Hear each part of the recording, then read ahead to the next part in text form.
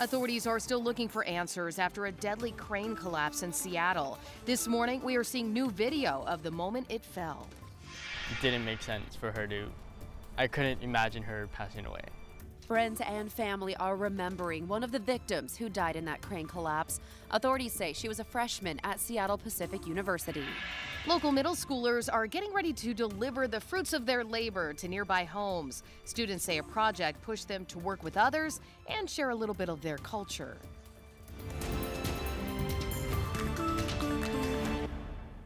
Welcome to KREM 2 Morning News on the CW22. It is 7 a.m. now on this Monday. I'm Brittany Bailey. And I'm Jen York. Thanks so much for waking up with us this morning. Taking a beautiful look at Lake Coeur d'Alene this morning and Tubbs Hill.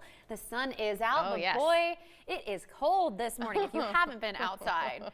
Yeah, I walked out with my jacket unbuttoned just thinking, oh, it's spring, and No. bad idea. Not quite spring weather this morning. It feels much more like winter.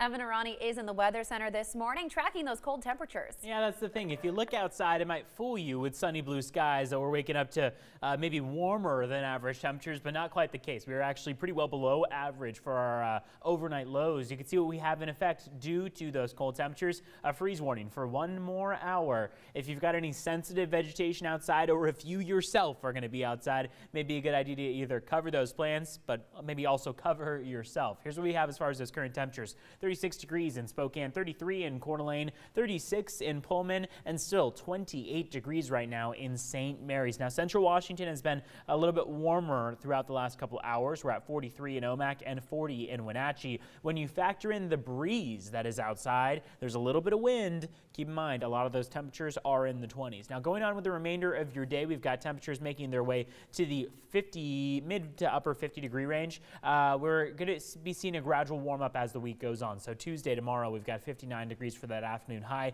60s once again by Wednesday, and a dry week ahead. That is the good news. So by about Wednesday, things are kind of back on track above freezing and moving towards above average, especially as we are nearing Bloomsday this upcoming weekend. We'll be talking a little bit more about that Bloomsday forecast coming up. Right now, though, Cody Crawford going to get a check of traffic.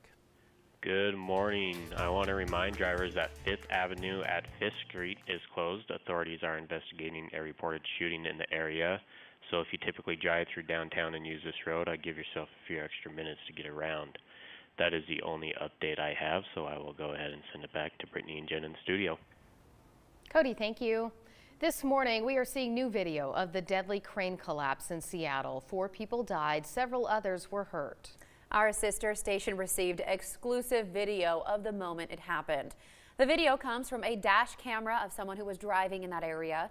The man who took this video said he noticed some movement off to his right, and that is when the main portion of the crane, known as the fixed tower, started to collapse. Now, the top part then separated from the tower and crashed down onto the street below. Now, this all happened around 3:30 p.m. Saturday at Mercer Street and Fairview Avenue. The crane fell from the construction site of a future Google building. Several witnesses say they saw crews working to dismantle that crane earlier in the day. Witnesses also shared this video of the tower just moments before it collapsed. You can see the 2 iron workers working to attach the top part of the crane to a hook. It is controlled by a second crane below on the street. But you can also see the crane rigging swinging. Experts say a gust of wind may have been creating those problems. A man visiting from Australia took the video. He said he knew the structure looked unstable. And it was leaning towards the water slightly. Didn't look like it was standing square. And I said to my son, I said, it's going to fall. This was at 12 o'clock. And I knew it was going to fall earlier. Just a few hours after he turned off his camera, what he said there would happen did. The Seattle Department of Transportation reports part of that street will be closed for this morning's commute. Seattle firefighters say 1 woman and 3 men were dead before they arrived on the scene. 2 of those men were iron workers. One was 33-year-old Travis Corbett. The other was 31-year-old Andrew Yoder. His friend who shared this photo called him one of the most incredible individuals he has ever known. Yesterday, family and friends hoisted a U.S. flag and a Marine Corps flag into a tree near the building where the crane collapsed. They also posted a framed picture in the tree. They were seen huddling in the middle of the street and bowing their heads. Now, also killed in that crane collapse was a student from Seattle Pacific University. The university confirmed the student as freshman Sara Wong. University leaders say Wong intended to study nursing and lived on campus. People gathered in Seattle's Central District Sunday to mourn Wong at the church where she worshiped. Wong's family lives in Pasadena, California, and flew to Seattle after hearing the news. Her classmate says the news was a shock to their entire community. We take these things so often for granted until events like this happen, where we look back and I'm like, dang, I wish I could have spent more time with her, because she was such an amazing person. The fourth victim has not been identified. Leaders with the King County Medical Examiner's Office said they would not officially release the names until later today. While several others were injured in the crane collapse, authorities say 3 people, including a mother and her young child, were transported to Harborview Medical Center with injuries. A 4th person had minor injuries and was treated and released at the scene. The mother and 4-month-old were released from the hospital late Saturday night.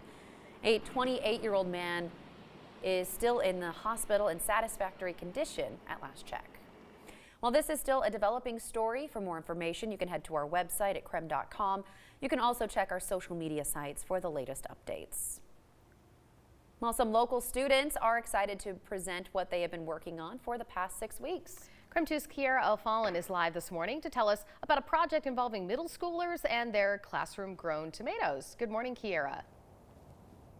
Yes, good morning. Avid students here at Salk Middle School are excited because they've been growing fresh produce and gathering family recipes, and they hope to deliver these along with the tomatoes that they have been growing as part of a community service project. Now, for the past couple of years, an Avid teacher here at the middle school has been working with students in different groups coming through and guiding them through this planting process and taking them out into the community to deliver their plants door to door at homes nearby. This means for a couple of months out of each year, the classroom is covered in dirt, but the teacher says he doesn't mind, saying this project is the perfect way for students to share their culture through family recipes and learn more about growing produce. As soon as we're out on the street and they get a chance to go knock on the door, they're excited about knocking on that door and dropping it off, and like they want somebody to answer the door. You know, we're usually times when people aren't around or they're at work, but you know, they get really excited. If there's anyone there, just seeing like what their reaction is, seeing if they're happy or if there's like some other emotion that's going to be happening on their face. People these days think that all that kids do, they're just on their phones and they don't care. But then they'll see, like, wow, they actually want to do something for our community and they want to make a change in this world. The plants have been growing for 6 weeks with another round of tomatoes on the way. Connor and Mackenzie have some experience growing produce with family gardens at home, but they say this experience has given them the opportunity to have fun in class and work closely with other students. Now, students will be out delivering these tomatoes once they bear fruit. They're hoping in the next week to a week and a half, so they're going to be out in this area around the school delivering these tomatoes and their family recipes door to door. I'll send it back to you guys in the studio. Oh, maybe they can share some of those family recipes with us as well. Would love it. Kiera, thank you so much. Coming up on 7:09 now. Nearly 100 veterans will be flying out of Spokane International Airport this morning, and we are going to learn what is planned for the veterans while visiting Washington, D.C., looking at different video there.